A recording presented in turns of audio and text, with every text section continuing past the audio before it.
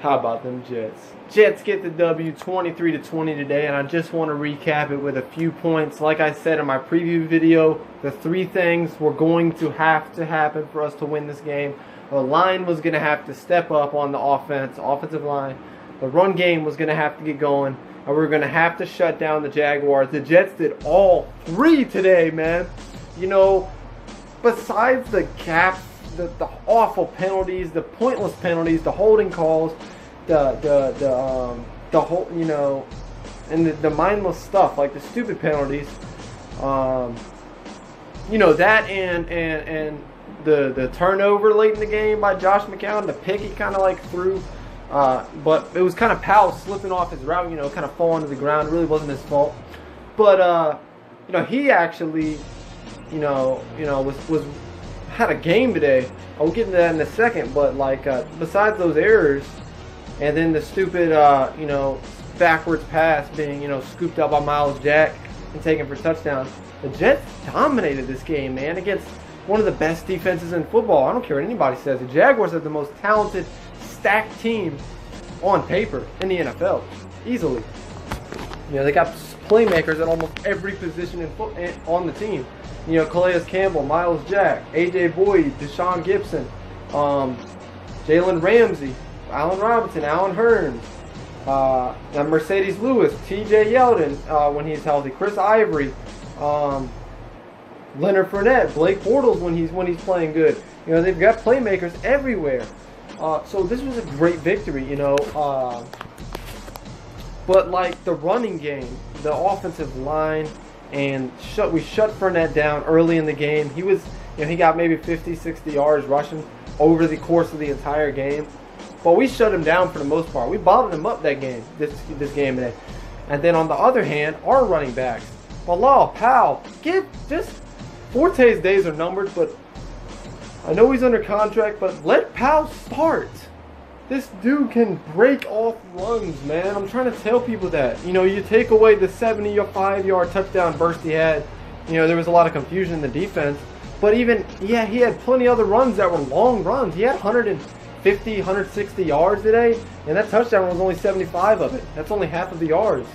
But this guy is a proven back in the NFL. You need to start him.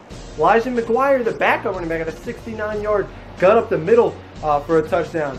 Phenomenal job, and you know, you credit those two backs, but the offensive line played out of their minds today, man. You know, Brian Winters came back into the fold this week, which was huge. Kawali and they used that number 97, the defensive lineman. They used him a lot in offense as like a fullback type of guy, and I think that's a guy they're going to look at going forward. You know, just to help get the run game established, which is smart. It's really smart. He's a huge guy. You know, so they really succeeded at running the football today. McCown got sacked like 4 or 5 times. That was hard to watch. You know, especially with McCown, you know, he's such a quick release guy. It was weird to see him get sacked so much. So, but like, you know, that also plays in hand with the Jaguars defense being one of the best in the NFL.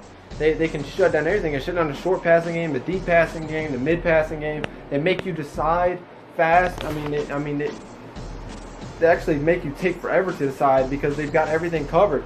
You know, unless, you know, McCown's out there rolling out, he can't do that. Tyrod Taylor could do that, but not McCown. But great job on the offense today. The defense shut down Fournette. They stayed in their gaps. They didn't let anything loose, crazy break off, especially not Chris Ivory. That would have really hurt me. Ivory almost had a touchdown run that was actually called back, I think, because of a holding. And then he almost got in there again. But besides that, like, we played very well. We almost blew the game. And late in the first half, 20-10. Jaguars get that scoop and score for a touchdown. All of a sudden, it's 20-17 with 8 minutes left in the game. And they go down to get a field goal in their next drive. That it was 3rd and goal with like a minute left in the game. 3rd and goal. My heart was pounding. I was like, we're about to lose this game. I couldn't move. I couldn't move off the couch.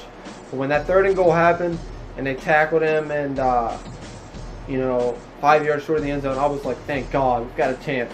And then the Jaguars, they did it again to me. In overtime, the Jaguars get the opening toss, and I was like, oh my God. My heart starts pounding again, and I'm going crazy. And then anyway, they get maybe a first down or two, and then they punt the ball. All of a sudden, they've got field position because the ball gets pinned mad deep at like the 2-yard line. And now we're in a position to where if we screw up, get a safety in the end zone, the game's over.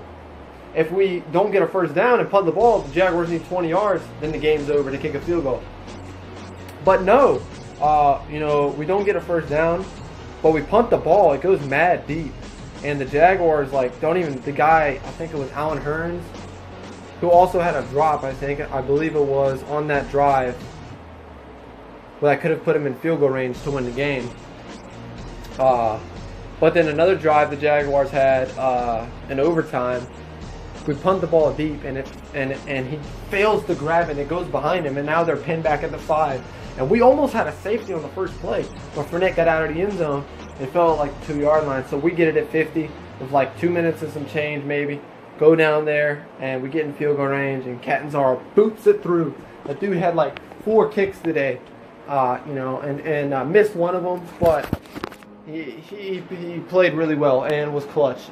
The Jets get the win 23-20. That's the recap. Let me know what you guys think in the comments below. We got the Browns next, but don't sleep on them. I know they're 0-4. I know they're not anywhere near what people expected them to be this year with Kaiser and all, and Garrett, who's not played in a while, and Jabril Peppers. But this team can beat us. They can beat us. We walk in there and we don't stick to our game plan and we sleep on them. We've got to run the football. We've got to play well. I'll get the preview later in the week with more specifics, but we cannot lose this. We cannot sleep on them. It's a trap game. Got to look for them. And then we got New England after that. It's going to be a fun season, Jet fans. Jet up. Jets win this game 23-20. And as always, you heard the recap. Well, you heard it first. Heard the recap from me. But you always heard it first from Harley.